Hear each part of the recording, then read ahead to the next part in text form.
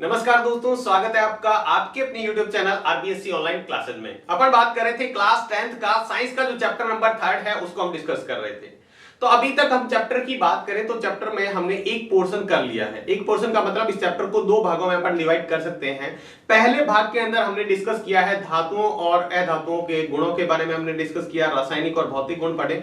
उसके बाद में हमने देखा धातु अधातु आपस में किस तरह से अभिक्रिया करते हैं। ठीक है, अब हम पढ़ने वाले हैं इन धातुओं की प्राप्ति कैसे होती है और ये धातु प्राप्त होने के बाद में कैसे इनको शुद्ध किया जाता है। ठीक है, तो इस वीडियो के अंदर हम डिस्कस करने वाले हैं। यहां पर इस वीडियो में जो हम डिस्कस करने वाले हैं वो हमारे टॉपिक हैं धातुओं की प्राप्ति कैसे होती है, धातु कैसे प्राप्त होते हैं, ठीक है, कहां से प्राप्त होते हैं, फिर धातुओं का निष्कर्षण यानी उनको शुद्ध कैसे किया जाता है। इनको अलग अलग भागों में हमने बांट रखा है, निम्न अभिक्रियाशील धातुएं, मध्यम अभिक्रियाशील धातुएं और उच्च अभिक्रियाशील धातुएं, जिसके अंदर आज हम डिस्कस करने वाले हैं निम्न अभिक्रियाशील धातुएं और मध्यम अभिक्रियाशील धातुएं। इनको हम इस वीडियो में डिस्कस करने वाले हैं। ठीक है, और साथ में इसके अंदर बहुत इंपॉर्टेंट टॉपिक जो आएंगे भर्जन, निस्तापन और थर्मिट अभिक्रिया, जो एग्जाम में बहुत ज्यादा पूछा जाता है। तो वीडियो पूरा ध्यान से देखिएगा। अगर आप वीडियो पूरा ध्यान से देखते हैं तो निश्चित तौर पे आप बहुत सारे कॉन्सेप्ट क्लियर कर पाएंगे। तो चलिए हम बात करते हैं, हमारा टॉपिक जो है धातुओं की प्राप्ति। धातुएं कैसे प्राप्त होती हैं? तो जैसे कि आपको नॉर्मली पता है, हमारी जो सभी धातुएं हैं वो हमें क्या है, पृथ्वी से प्राप्त होती है, जमीन से खोद कर उनको निकाला जाता है। सभी की सभी धातुएं हमें क्या होती है, धरती से ही प्राप्त होती है, पृथ्वी से प्राप्त होती है। ठीक है, अब उसको क्या है, प्राप्त करने के बाद में धातुएं जो हमें जमीन से खोद कर निकालते हैं तो वो शुद्ध नहीं होती है, उसमें बहुत सारी दूसरी चीज भी, अशुद्धियां भी मिली होती है। अशुद्धियों का मतलब हो गया तो एक्स्ट्रा जो इंप्योरिटीज उसके अंदर मिली हुई है, जैसे कंकड़ पत्थर, रेत, मिट्टी आदि जो मिली हुई है उसको हम अशुद्धियां कह देते हैं। अब उनको क्या करना है, हमें साफ करना है, और साफ करने की बहुत सारे हमारे पास प्रोसेस होते हैं, अलग अलग विधियां होती है, जिससे साफ करने के बाद में हमें जो प्योर धातु है वो मिलती है। हम जो लोहा देखते हैं वो लोहा हमारे पास जो है, जो भी चीज हमारे पास लोहे की बनी हुई है, ठीक है, तो वो उसको पहले शुद्ध किया गया था, उसको प्रोसेस करके कई प्रोसेस लगा के उसको प्योर किया गया था। उसके बाद में उसकी जो भी उपकरण है, जो भी वस्तुएं बनाई गई है वो उसके बाद में बनाई जाती है। ठीक है, तो सबसे पहले हम बात करते हैं धातुओं की प्राप्ति कैसे होती है। हमें समझ में आ गया कि सभी धातुओं को जमीन से खोद कर निकाला जाता है, जमीन से प्राप्त होती है। अब यहाँ पे दो महत्वपूर्ण परिभाषाएं आती है, सबसे पहला खनिज और दूसरा अयस्क। खनिज की बहुत ही सिंपल सी परिभाषा आप याद रख सकते हो और एकदम ऑथेंटिक परिभाषा है, एकदम सही है। जो वस्तुएं या जो पदार्थ जमीन से प्राकृतिक रूप से खोद कर निकाले जाते हैं उन्हें हम क्या कह देते हैं, वे प्राकृतिक पदार्थ जिन्हें जमीन से खोद कर निकाला जाता है खनिज कहलाते हैं, या वे प्राकृतिक पदार्थ जिन्हें खनन द्वारा निकाला जाता है। खनन मतलब खोद कर निकाला जाता है, उसको हम खनिज कह देते हैं, या जिसको हम भूपर्पट्टी से क्या किया जाता है, प्राप्त किया जाता है, उसको भी हम क्या कह देते हैं, तत्व। ऐसे यौगिक या तत्व जिनको भूपर्पट्टी, भूपर्पट्टी मतलब पृथ्वी की जो ऊपरी लेयर है उसको हम भूपर्पट्टी कहते हैं। वहां से अगर जिस भी धातु को खोद कर निकाला गया है उसको हम खनिज कहते हैं। तो याद रह जाएगा, खनिज किसे कहते हैं, वे पदार्थ, वे प्राकृतिक पदार्थ जिन्हें जमीन से खोद कर निकाला जाता है या जमीन से खनन द्वारा निकाला जाता है, उसे हम क्या कह देते हैं, धातु, सॉरी, खनिज कह देते हैं। क्या कह देते हैं, खनिज। अब यहां पर एक दूसरा शब्द आता है अयस्क। अब ये अयस्क क्या होता है, हमने खनिज देख लिया, अयस्क देखो। अयस्क क्या होता है, खनिज का एक प्रकार होता है। देखो, वे खनिज जिससे कोई विशेष धातु प्राप्त होती हो, ऐसा खनिज, हमने खनिज अलग अलग बहुत सारी जगह खनिज खोद के निकालेंगे, किसी में से लोहा निकलेगा, किसी में सोना निकलेगा, किसी में एल्यूमिनियम निकलेगा, किसी में चांदी निकलेगी, तो सभी ये क्या है, अलग अलग खनिज हैं।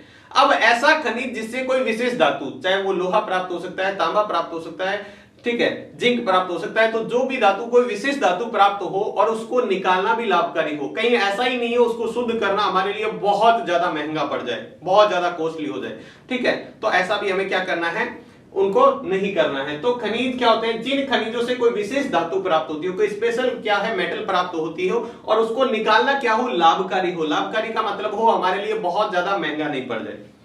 तो उन पदार्थों को हम क्या कह देते हैं, उनको हम क्या कह देते हैं, उन खनिजों को हम अयस्क कह देते हैं। क्या कह देते हैं, अयस्क। जैसे आप पढ़ेंगे लोहे का अयस्क मतलब उसको शुद्ध करके लोहा निकाला जाएगा, तांबे के अयस्क मतलब तांबा निकाला जाएगा, एल्यूमिनियम के अयस्क उससे एल्यूमिनियम निकाला जाएगा। तो ये जो प्रोसेस होते हैं, ये जो खनिज होते हैं, उनको हम अयस्क कह देते हैं। तो अयस्क क्या होते हैं, वे खनिज जिससे कोई विशेष धातु प्राप्त होती हो और उसको निकालना लाभकारी हो, उसको हम अयस्क कह देते हैं। बहुत ज्यादा बार इन दोनों डेफिनेशन को पूछा जाता है। आप पीछे के पेपर उठा के देखेंगे तो बहुत बार ऐसे क्वेश्चन पूछे गए हैं, खनिज किसे कहते हैं, अयस्क किसे कहते हैं, परिभाषित कीजिए एक एक नंबर में। तो इनको आपको अच्छे से ध्यान में रखना है। अब हमने देख लिया खनिज और अयस्क हमने देख लिया, उसके बाद में धातुओं का निष्कर्षण जो है, अब धातुओं को हमने खोद के जमीन से निकाल लिया है, अब जो धातु है उसको शुद्ध कैसे किया जाएगा। निष्कर्षण मतलब उसको क्या है, किस तरह से उसको बाकी जो चीजें उसके अंदर अशुद्धियां मिली हुई उससे कैसे अलग किया जाएगा और शुद्ध धातु प्राप्त की जाएगी। ठीक है, तो धातुओं का क्या किया जाएगा, निष्कर्षण। अभिक्रियाशीलता के आधार पर हम धातुओं को 3 अलग अलग भागों में बांट सकते हैं। अब क्या हम अलग अलग विधियां लगाते हैं, धातुओं की अलग अलग चीजों की अलग अलग विधियां लगाते हैं, ठीक है, शुद्ध करने की। हमने इससे जस्ट पहले एक टॉपिक पढ़ा था, सक्रियता श्रेणी। सक्रियता श्रेणी में क्या होती है, कुछ धातुएं जो ऊपर आती है, पोटेशियम हो गया, सोडियम हो गया, ये क्या होती है, बहुत अधिक अभिक्रियाशील होती है। उसके बीच में जो आती है वो मध्यम अभिक्रियाशील कह सकते हैं, और सबसे लास्ट में आती है वो बहुत कम अभिक्रियाशील होती है। तो उसको हमने क्या कर लिया, 3 अलग अलग भागों में बांट लिया। एक होता है निम्न अभिक्रियाशील जो सबसे लास्ट में आती है, मध्यम अभिक्रियाशील जो बीच में आती है, और उच्च अभिक्रियाशील जो सक्रियता श्रेणी में सबसे ऊपर आती है। अब इनका क्या है, शुद्ध करने का हमारा जो प्रोसेस होता है वो अलग अलग होता है। सिंपल सी बात है, हमारे खेतों में जैसे अलग अलग अनाज होते हैं, अलग अलग तरह के क्या होते हैं, अनाज होते हैं, तो उसको क्या है, अलग अलग मशीनों से, ऐसा नहीं है कि सभी मशीन एक जैसी है। जो मूंगफली को हमारे क्या है, जो मूंगफली हमारे मशीन के अंदर निकाल के साफ करती है, क्या उससे हम गेहूं को निकाल सकते हैं, उससे सरसों को निकाल सकते हैं, उससे चने को? नहीं, सभी अलग अलग मशीनें हैं, सभी का प्रोसेस अलग अलग है। वैसे ही धातुओं को शुद्ध करने का भी प्रोसेस अलग अलग होता है, ठीक है। लेकिन कुछ धातुओं को हमने जिसमें क्रम लिखा है, जैसे निम्न अभिक्रियाशील धातुएं हैं तो इनको सारा एक ही प्रोसेस से तैयार किया जा सकता है। मध्यम अभिक्रियाशील है, उच्च अभिक्रियाशील है, तो उनको एक साथ कह सकते हैं। जैसे सिंपल सी बात करें, आपने देखा होगा हमारे खेतों के अंदर जो आपने नाम सुना होगा, गेहूं जो है, ठीक है, या अपन ले लेते हैं जैसे सरसों है, सरसों के बीज और तारे मीरे के बीज जो होते हैं, तारा मीरा आपने नाम सुना होगा, नहीं सुना है तो आप ध्यान देंगे, खेतों में अगर रहते हो तो आपको जरूर पता होगा। उनके बीज आप एक ही प्रोसेस से निकाल सकते हैं, क्योंकि उनकी जो प्रॉपर्टीज है वो, उनके साइज वगैरह है वो बिल्कुल एक जैसे हैं, ठीक है। तो इसी तरह से हमने क्या है, जो साथ में एक जैसी धातुओं को शुद्ध करने का है, जो निम्न अभिक्रियाशील धातुएं उनको शुद्ध करने का प्रोसेस लगभग हमारा सेम है। मध्यम अभिक्रियाशील है उनका भी सेम है, और जो उच्च अभिक्रियाशील है उनका भी क्या है, आपस में अलग अलग है, लेकिन तीनों का आपस में अलग अलग है। इसका अलग होता है, इसका अलग होता है, इसका अलग होता है। अब क्या है, प्रत्येक वर्ग में आने वाली धातु को प्राप्त करने के लिए विभिन्न तकनीकों का उपयोग किया जाता है, अलग अलग मेथड लगाए जाते हैं, अलग अलग प्रोसेस लगाए जाते हैं, ठीक है। जैसे हमने बात की, गेहूं का बीज है उसको अलग करना है, चावल है उसको अलग करना है, सरसों है उसको अलग करना है, मूंगफली है उसको अलग करना है, तो हम अलग अलग प्रोसेस लगाते हैं। तो यहां पर भी हम अलग अलग तकनीकों का उपयोग करते हैं। चलिए नेक्स्ट हम बात करें, यहाँ पे ये हमारा फ्लो चार्ट है, पूरी धातु, कोई भी धातु हो उसको कैसे शुद्ध करना है, इसको अच्छे से ध्यान में रखना है। ये फ्लो चार्ट आपको अच्छे से ध्यान में रखना है, इससे आगे का जो चैप्टर है वो पूरा इसी के ऊपर डिपेंड है। अगर आपको पूरा अच्छे से चैप्टर समझना है तो ये चीजें अच्छे से समझनी।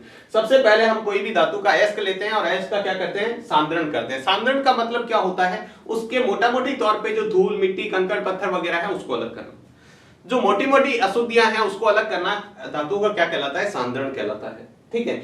अब इसके अंदर हमने बाद में इसके अलग अलग मेथड लगा ली। जो उच्च अभिक्रियाशील है उसमें अलग प्रोसेस लगेगा, मध्यम अभिक्रियाशील में अलग लगेगा, और निम्न अभिक्रियाशील में अलग लगेगा।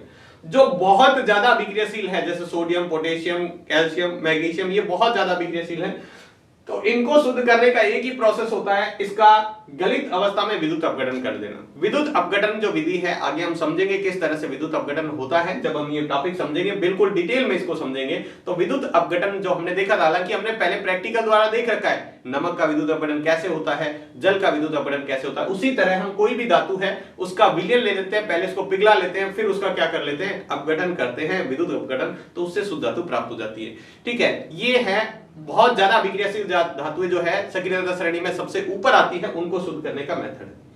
दूसरा है मध्यम अभिक्रियाशील धातुएं। अब मध्यम अभिक्रियाशील धातुओं में क्या होता है, 2 तरह की अशुद्धियां पाई जाती है, 2 तरह की अशुद्धियां पाई जाती है।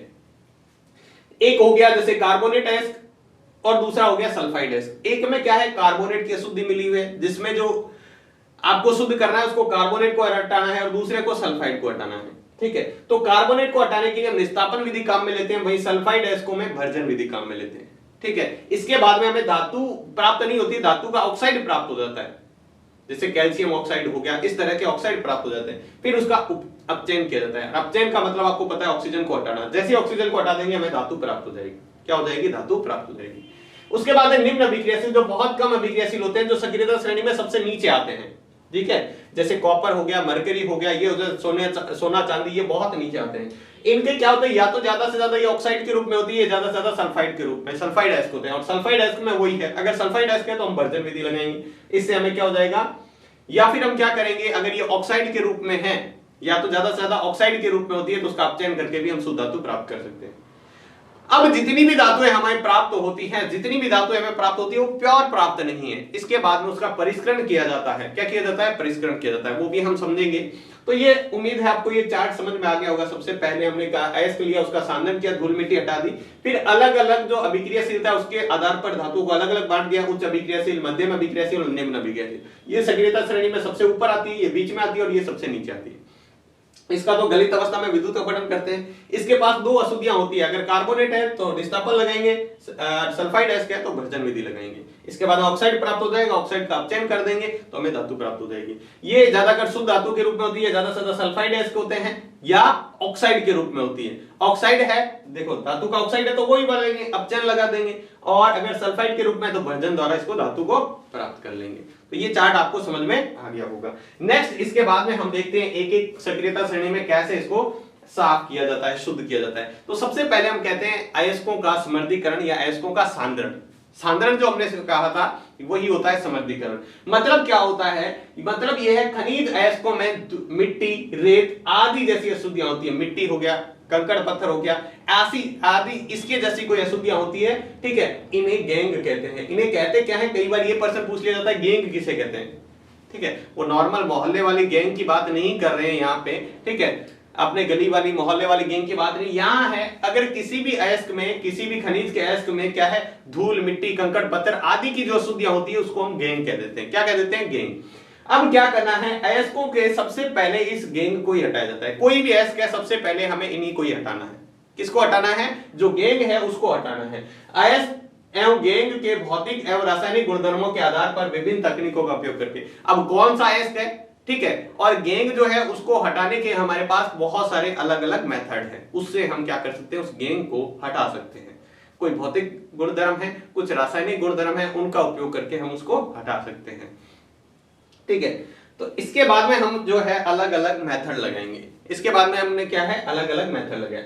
जैसे सक्रियता श्रेणी में सबसे नीचे आने वाली धातुएं, सक्रियता श्रेणी में जो सबसे नीचे धातुएं आती हैं, जैसे मरकरी हो गया, कॉपर हो गया, सोना हो गया, चांदी हो गया, ये सबसे नीचे आती हैं, ठीक है। कुछ धातुएं तो इसमें शुद्ध रूप में ही पाई जाती है, सोना चांदी है लगभग बहुत शुद्ध रूप में होता है, ज्यादा कुछ इसमें होती नहीं है अशुद्धियां, मेनली जो है इससे हम प्राप्त कर सकते हैं। लेकिन थोड़ी सी ऊपर जैसे मरकरी और कॉपर की बात करें, इसमें थोड़ी बहुत अशुद्धियां हो सकती हैं, ठीक है। तो इसको क्या है, हमने ये कहा सक्रियता श्रेणी में नीचे आने वाली धातुएं जो होती है कम अभिक्रियाशील होती है। जो कम होती है वो जल्दी से किसी से दूसरे अभिक्रिया नहीं करेगी, और दूसरे से अभिक्रिया नहीं करेगी, इसका मतलब वो क्या है, लगभग शुद्ध रूप में पाई जाती है। इन धातुओं के ऑक्साइड को केवल गर्म करके शुद्ध धातु प्राप्त की जाती है। ये ज्यादा से ज्यादा ऑक्साइड के रूप में होते हैं, ऑक्सीजन जुड़ी हुई है, और ऑक्सीजन जुड़ी हुई है तो उसका अपचयन कर दो। क्या कर दो, अपचयन। और अपचयन करने से क्या हो जाता है, अपचयन का मतलब क्या होता है, ऑक्सीजन का निकलना। हमने पहले चैप्टर में पढ़ा था ना, ऑक्सीजन का निकलना, तो ऑक्सीजन क्या हो जाएगी, निकल जाएगी। एक बात अच्छे से ध्यान रखें, अगर कोई मरकरी का अयस्क है, अगर मरकरी का अयस्क है कोई भी, उसको हम सीना बार कहते हैं। क्या कहते हैं, सीना बार। मरकरी का कोई भी अयस्क, मरकरी का अयस्क का मतलब मरकरी के साथ कोई भी अशुद्धि जुड़ी हो सकती है, वो सल्फाइड की हो सकती है, कार्बोनेट की हो सकती है, ऑक्साइड की हो सकती है, उसको हम सीना बार कहते हैं। अब यहां पर देखिएगा, इसमें क्या है, सीना बार जो है ज्यादा से ज्यादा या तो सल्फाइड के रूप में होगा या ऑक्साइड के रूप। सल्फाइड के रूप में तो ऑक्सीजन के साथ में इसको गर्म करेंगे तो क्या बन जाएगी, मरकरी ऑक्साइड बन जाएगा, मर्क्यूरस, और इसको और गर्म करेंगे तो मरकरी प्राप्त हो जाएगी। इसी तरह हम कॉपर की बात करें, कॉपर का अयस्क है, देखो इसके साथ कॉपर है और इसमें एक सल्फाइड जुड़ा हुआ है, मतलब ये इसके अशुद्धि के रूप में, इम्प्योरिटी के रूप में, इसको भी गर्म करेंगे तो कॉपर ऑक्साइड बन जाएगा, और कॉपर ऑक्साइड को और अधिक गर्म करेंगे तो फिर कॉपर बन जाएगा। क्या मिल जाएगा, कॉपर मिल जाएगा। तो इसमें सबसे सक्रियता श्रेणी में सबसे नीचे आने वाली धातुओं को शुद्ध करने का कोई ज्यादा बड़ा प्रोसेस नहीं है, इसको आसानी से हम क्या कर सकते हैं, शुद्ध कर सकते हैं। लेकिन मध्यम अभिक्रियाशील और उच्च अभिक्रियाशील है, उनको शुद्ध करने के पास हमारे लिए क्या है, काफी मेथड जो है लगाए जाते हैं जिससे धातु शुद्ध हो जाए। तो इसमें कुछ ज्यादा याद नहीं रखना है, आपको इतना याद रखना है, ये ध्यान रखना है, मरकरी का अयस्क जो है, अगर कोई भी मरकरी का अयस्क है उसको हम सीना बार कहते हैं। क्या कहते हैं, सीना बार। आप लिख सकते हो उसका उदाहरण, जैसे HGS क्या है, मर्क्यूरस सल्फाइड, ठीक है, इसको याद रख सकते हो। अब इसके बाद में है सक्रियता श्रेणी में मध्य में बीच में आने वाली धातुएं जो होती है उसको हमें शुद्ध करना है। ठीक है, बीच में आपको पता है आयरन हो गया, लेड हो गया, कॉपर हो गया, इस तरह की धातुएं हैं जो बीच में आती है। इनको शुद्ध करने का प्रोसेस क्या है तो देखिएगा। ठीक है, जैसे आयरन मध्यम स्थित धातुएं जैसे कौन कौन सी, आयरन हो गया, लेड हो गया, कॉपर आदि, इनकी अभिक्रियाशीलता मध्यम होती है। ये क्या होता है, सक्रियता श्रेणी में बीच में आते हैं, इसका मतलब इनकी अभिक्रियाशीलता क्या होती है, मध्यम होती है, एवरेज होती है। ये प्रकृति में प्राय सल्फाइड या कार्बोनेट के रूप में पाए जाते हैं, सल्फाइड या कार्बोनेट एस के रूप में पाए जाते हैं। या तो इनके साथ अशुद्धि जुड़ी हुई सल्फाइड की होगी या कार्बोनेट की होगी। सल्फाइड या कार्बोनेट को धातु ऑक्साइड में परिवर्तित करना जरूरी है। अब सीधा इससे सल्फाइड कार्बन या तो कोई सल्फाइड एस के या फिर कार्बोनेट एस के, इसको डायरेक्ट शुद्ध करना हमारे लिए पास कोई मेथड नहीं है। पहले उसको ऑक्साइड में बदल के फिर हम क्या कर सकते हैं, इसको शुद्ध कर सकते हैं। तो पहले हमें इनको क्या करना होगा, ऑक्साइड में बदलना होगा। तो इसके पास हमारे पास दो मेथड है, एक है भर्जन और एक है निस्तापन। जैसा कि मैंने आपको बताया हमारे पास क्या होते हैं, अलग अलग अशुद्धियों को शुद्ध करने के अलग अलग मेथड होते हैं। आपने देखा होगा घर के अंदर नॉर्मली, हमारे घर के अंदर अगर हमारी मम्मी या कोई भी है गेहूं साफ करते हैं तब भी दो मेथड लगाते हैं, दो तीन की तरह मेथड। अगर उसके अंदर मान लो मिट्टी के कुछ कण हैं, रेत मिट्टी, धूल मिट्टी है, तो हम क्या करेंगे, पानी से धोकर उसको साफ करेंगे। ठीक है, वही बात करें अगर मान लो उसके अंदर क्या मिला हुआ है, मान लो नॉर्मली जो गेहूं के पौधे का कचरा मिला हुआ है, ठीक है, उसको अगर करना है तो आप क्या करेंगे, देखा होगा मम्मी को एक तरफ से फैन लगा के या जो भी है तेज हवा चल रही है तो उसमें ऐसे गेहूं को गिराया जाता है, जिससे वो क्या है, कचरा जो है आगे चला जाता है और गेहूं थोड़ी भारी होती है वहीं गिर जाती है, इस तरह से। तो हमने क्या है, अलग अलग अशुद्धियों को अलग करने के दो अलग अलग मेथड लगाए थे। ठीक है, आपने देखा होगा घरों के अंदर हमारे जो गेहूं को साफ किया जाता है, अगर उसके अंदर रेत मिट्टी कंकड़ पत्थर है तो पानी से धोकर साफ करते हैं। ठीक है, और अगर उसके अंदर नॉर्मली जो है घास फूस कचरा वगैरह है तो उसको क्या कर दे, हवा में उड़ाकर उसको साफ किया जाता है। तो दोनों अलग अलग अशुद्धियां थी, अलग अलग मेथड लगे। यहां पर भी हमारे पास अलग अलग अशुद्धियां होगी तो अलग अलग मेथड लगेंगे। पहला मेथड है हमारा भर्जन, वजन नहीं है, यहां पर भर्जन है। भर्जन देखो क्या होता है, सल्फाइड अयस्कों को भर्जन सिर्फ सल्फाइड में लगाया जाता है। अगर किसी भी धातु के साथ सल्फाइड जुड़ा हुआ है अशुद्धि के रूप में, तब हम भर्जन विधि का यूज करेंगे। कौन सी का करेंगे, भर्जन। क्या होता है देखो, सल्फाइड अयस्कों को वायु की उपस्थिति में, ऑक्सीजन की मतलब सीधे खुले में भी हम इसको क्या कर सकते हैं, गर्म कर सकते हैं बहुत अधिक ताप पर। सल्फाइड अयस्कों को, किसको याद रखना है, सल्फाइड अयस्कों को वायु की उपस्थिति में अधिक ताप पर गर्म करने से ये क्या हो जाते हैं, ऑक्साइड में परिवर्तित हो जाते हैं। किस में परिवर्तित हो जाते हैं, ऑक्साइड में। कोई भी धातु है वो अपना ऑक्साइड बना लेगी। जैसे हम बात करें कॉपर की, तो कॉपर सल्फाइड था पहले, वो कॉपर किस में बदल जाएगा, ऑक्साइड में बदल जाएगा। ठीक है, इस प्रक्रिया को हम भर्जन कहते हैं। इस प्रक्रिया को हम क्या कह देते हैं, भर्जन कह देते हैं। जैसे हमने यहां पर देखा हमारे पास है जिंक सल्फेट। ठीक है, जिंक सल्फेट को हमने ऑक्सीजन की उपस्थिति में, यानी वायु में हमारे क्या है ऑक्सीजन, इसकी प्रेजेंस में गर्म किया तो ये देखो जिंक ऑक्साइड बन गया। क्या बन गया, जिंक ऑक्साइड बन गया। तो हम उसको किस में बदल सकते हैं, पहले ऑक्साइड में बदल सकते हैं और इसके बाद में हम अपचयन या जो भी मेथड लगा के हम आगे देखेंगे। पहले हमें यह है ऑक्साइड में बदलना। तो भर्जन का मतलब क्या होता है, सल्फाइड अयस्कों को वायु की उपस्थिति में अधिक ताप पर गर्म करने से वो ऑक्साइड में परिवर्तित हो जाते हैं, धातु ऑक्साइड में परिवर्तित हो जाते हैं। इस प्रक्रिया को भर्जन कह देते हैं। इस प्रक्रिया को क्या कह देते हैं, भर्जन कह देते हैं। वही बात करें निस्तापन की, तो निस्तापन अब सल्फाइड के लिए तो लगेगा नहीं क्योंकि सल्फाइड के लिए वो लग गया। ठीक है, तो निस्तापन होता है कार्बोनेट अयस्कों को। किसको, जो कार्बोनेट अयस्क होते हैं उसको हटाने के लिए क्या है, हम निस्तापन विधि का काम जो है निस्तापन विधि काम में ली जाती है। तो देखिएगा ये किसके लिए लगता है, कार्बोनेट अयस्कों।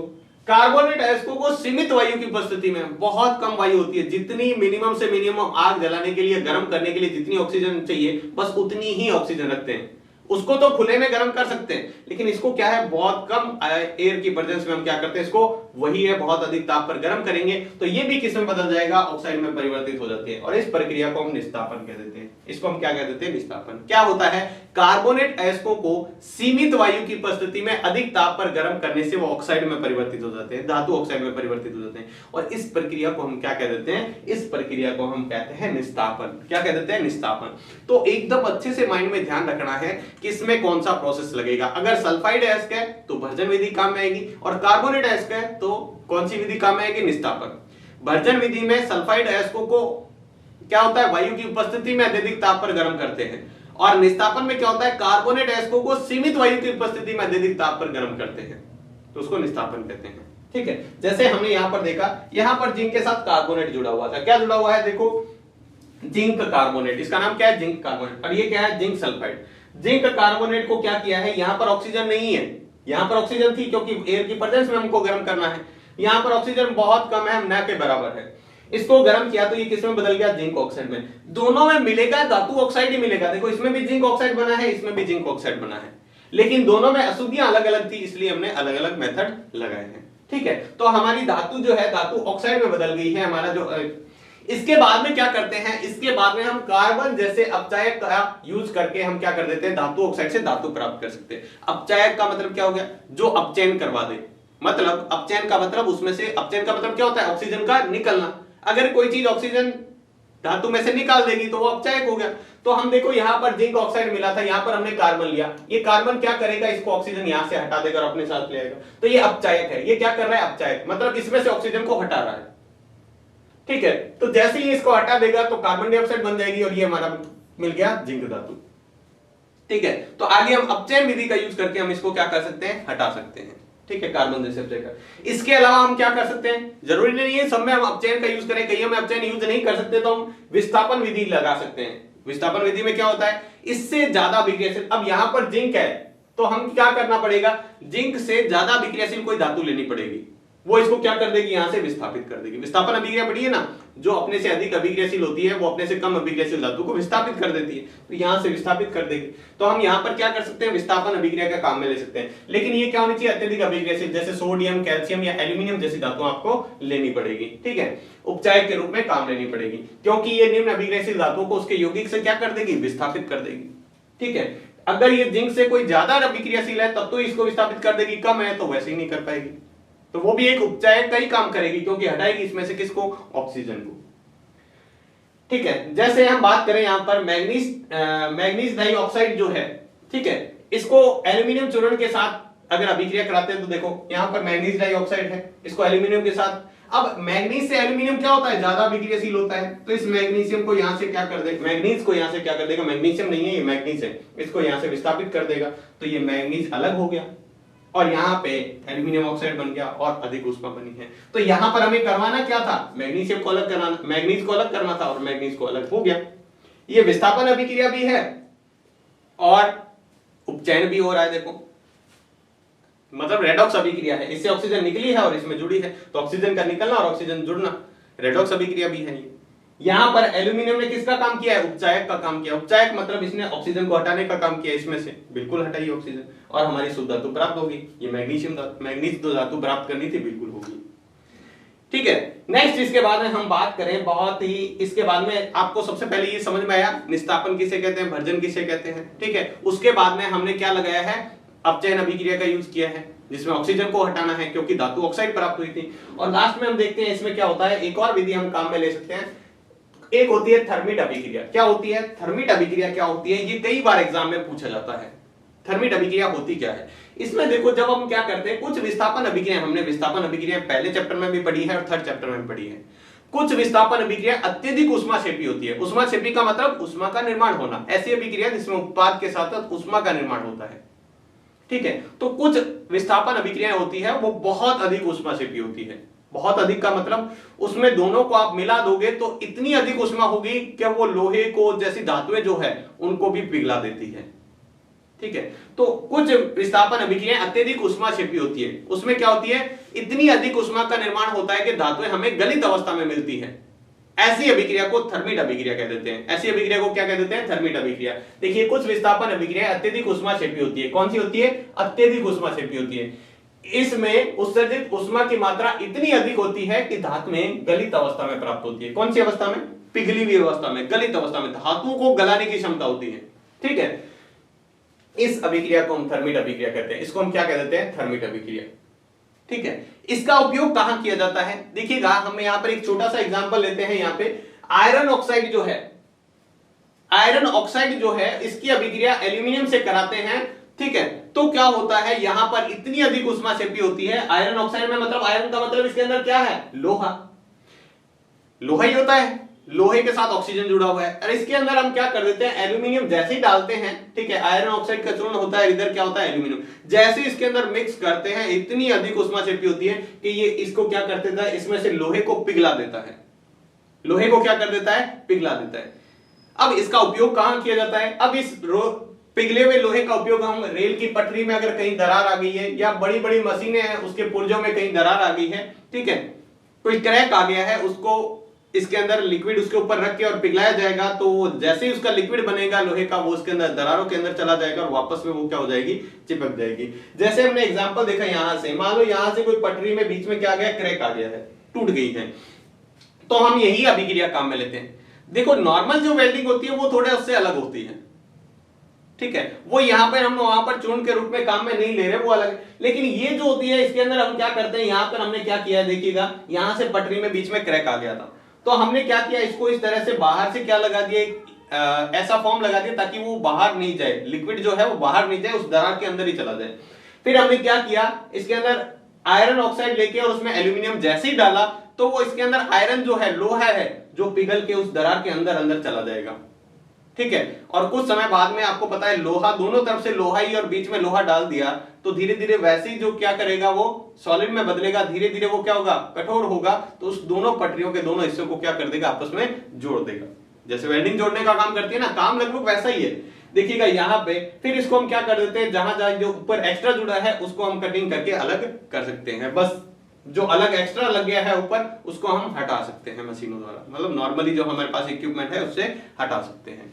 तो इसका उपयोग कहां किया जाता है, इसका उपयोग किया जाता है रेल की पटरी और मशीनी पुर्जों में जो दरारें आ जाती हैं उसको सही करने में इसका उपयोग किया जाता है, दरारों को वापस जोड़ने में इसका उपयोग किया जाता है। थर्मिट अभिक्रिया किसे कहते हैं, कुछ विस्थापन अभिक्रिया अत्यधिक ऊष्माक्षेपी होती है, उसमें इतनी अधिक ऊष्मा का निर्माण होता है कि हमें धातुएं हैं वो गलित अवस्था में प्राप्त होती है, इस अभिक्रिया को थर्मिट अभिक्रिया कहते हैं।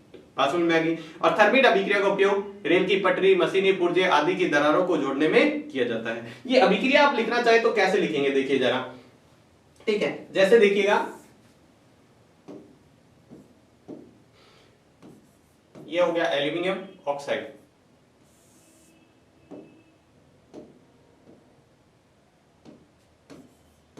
ये हमारा हो गया एल्यूमिनियम ऑक्साइड, प्लस इसके अंदर हमारी कौन सी, सॉरी, आयरन ऑक्साइड, कौन सा है, आयरन ऑक्साइड है, तो Fe2O3, और ये कौन सी अवस्था में, ठोस अवस्था में, प्लस कौन सा है, इसके साथ एल्यूमिनियम मिला रहे हैं, ये भी कौन सी है, ठोस अवस्था। लेकिन जैसे ही अभिक्रिया होती है तो ये क्या हो जाता है, Fe, एल्यूमिनियम इसको विस्थापित तो कर देगा, लेकिन जो Fe बनेगा, जो लोहा बनेगा, वो कौन सी अवस्था में होगा, लिक्विड में यानी द्रव में, और इधर क्या बन जाएगा, एल्यूमिनियम ऑक्साइड बन जाएगा। तो ये जो धातु मिली है हमें, ये जो धातु प्राप्त हुई है, ये कौन सी अवस्था में प्राप्त हुई है, जो धातु है हमारी गलित अवस्था में प्राप्त हुई है, इसको हम थर्मिट अभिक्रिया कह देते हैं। तो उम्मीद है आपको अच्छे से समझ में आ गया। तो आज का वीडियो आपके लिए बहुत इंपॉर्टेंट है एग्जाम के पॉइंट ऑफ व्यू से, क्योंकि आज हमने जो भी पढ़ा है, जैसे निस्तापन हो गया, भर्जन हो गया, थर्मिट अभिक्रिया हो गया, तो ये एग्जाम में हमें बहुत ज्यादा पूछे जाते हैं। तो उम्मीद है आपको अच्छे से समझ में आ गए। तो आज के वीडियो में बस इतना ही, मिलते हैं नेक्स्ट वीडियो में इसके नेक्स्ट टॉपिक के साथ, तब तक के लिए धन्यवाद।